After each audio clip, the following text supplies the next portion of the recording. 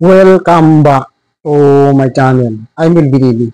Nagbabalags nga po ako ng iba't ibang uring natural halaman gamot. Nagtuturo din po ako ng istorya tungkol sa iba't ibang uring natural halaman gamot.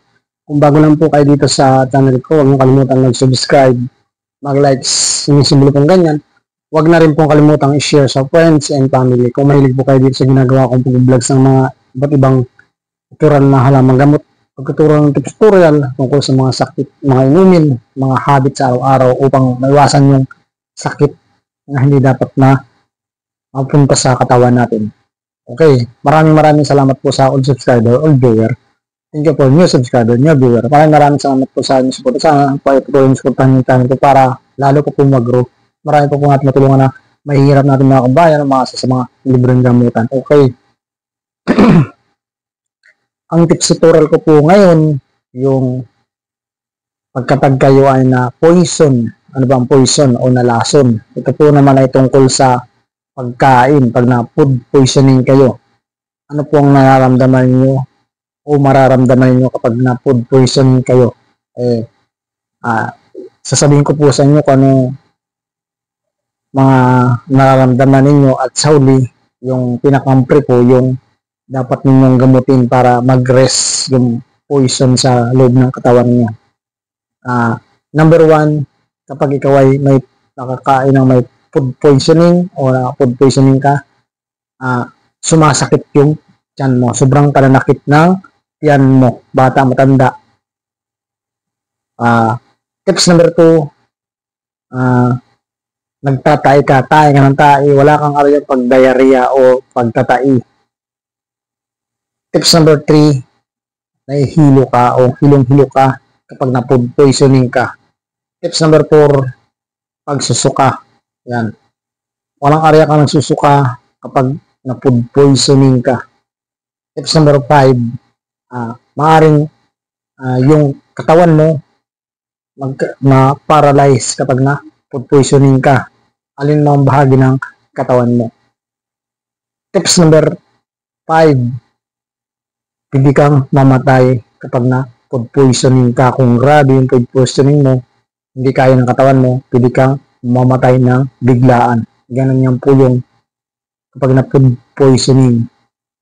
Nagtatay, nasakit ang tiyan, nahihilo, nagsusuka, nagpaparalyze yung mga katawan, then hanggang sa mamatay ng food poisoning kapag hindi nakayanan o mas grabe yung poison na nakalagay sa pagkain.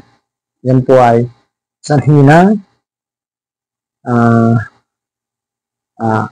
human error. Yung pag-prepare ng mga tao, nag-prepare ng mga pagkain natin or nag-serve sa mga public and private servant na mali yung pag-prepare ng pagkain, kaya nagkaroon ng food poisoning. Yan, iwasan po natin kasi kapag na-food poisoning po yung pinakain natin at meron tayo na kainan, example, karinderya, meron ka na fast food, tapos yung mga tao nagkaroon ng food poisoning, pwede yung matanggal yung lisensya mo or matanggal yung license mo or makulong ka, magbayad ka ng danyos o mga nasalanta ng food poisoning na pinakain mo dahil sa iyo yung pagkain ng galing. Yan po yun. Yan po yung mararamdaman nyo kapag na food poisoning kayo. Okay, ito naman po yung bonus ko sa iyo. Kapag kayo ay gabi na, malayo yung doktor, napakalayo ng doktor, napakalayo ng highway, malayo yung karsada sa inyo, din walang gamot kayo na naka-stack sa bahay, ito po yung gagawin niyo kapag na food poisoning kayo. Painumin mo ng maraming tubig yung na food poisoning para yung poison sa loob ng katawan niya ay isuka niya.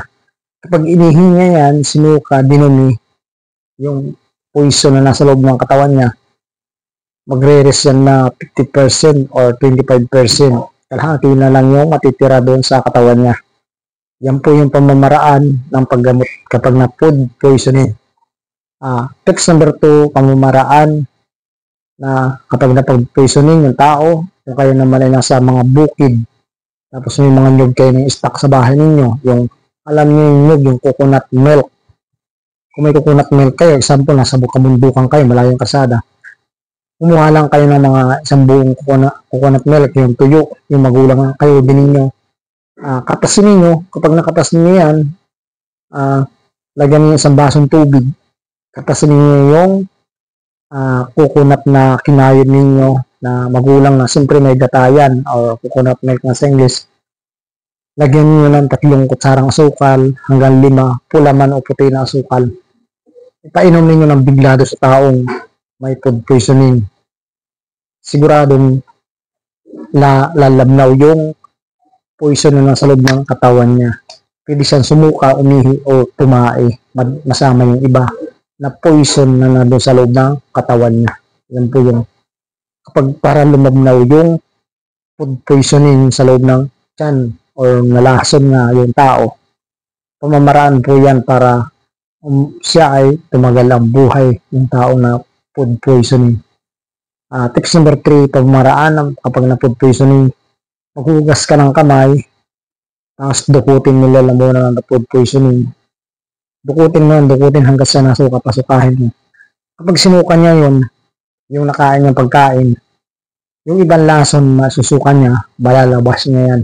Mahaba pa yung buhay niya kapag sinuka niya yung nakain niyang pagkain na iba. Pwede pa yung umabot sa hospital, then humababa pa yung buhay niya kapag na food poisoning yung tao. Yan po yung pamaraan kapag kayo ay na food poisoning para lumamnaw yung lason. Painumin ng coconut milk kung kayo marunong magawa. Painumin ng maraming tubig para lumamnaw yung lason na nasa bansya na isukan niya, itain niya, iihi niya para masama, malabas yung ibang lason. Yan. Kapag sinuka yan, yung iba mawawala. Yan po yung mga pamaraan kung kayo nasa province, tapos napakalayo ng ospital, tapos nabagyo pa, naulan pa na napakalakas ng ulan, wala kayong sariling sasakyan, wala kayong service pupunta sa highway, napakalayo ng bahay niyo sa highway. Yan po yung tips tutorial ko kung kayo na may mga internet na gamit, na search ninyo itong video na ito. Subukan po ninyo yung pamamaraan na tinuro ko sa inyo. At yung po mga tips tutorial ko po kanina, ganun po ang nararamdaman kapag na food poisoning yung tao. Okay? Sana po kayo nakatulong sa mga tao na food poisoning na sinerch itong video na ito. Pakishare po doon sa mga tao na gusto itong video ko. Pakilikes po sa bago dito sa channel ko, and pakisubscribe na rin po kung bago kayo dito sa channel ko. I'm Libby TV. Bye-bye. Sana po nakatulong ko sa inyo sa taong mga nilalaso na 50-50 na humaba yung buhay dahil dito sa video na ito, or nag-rest ang lason nila dahil sa pagka-food poisoning nila. Thank you for watching. I'm Libby TV. Bye-bye. Mabuhay po kayong lahat.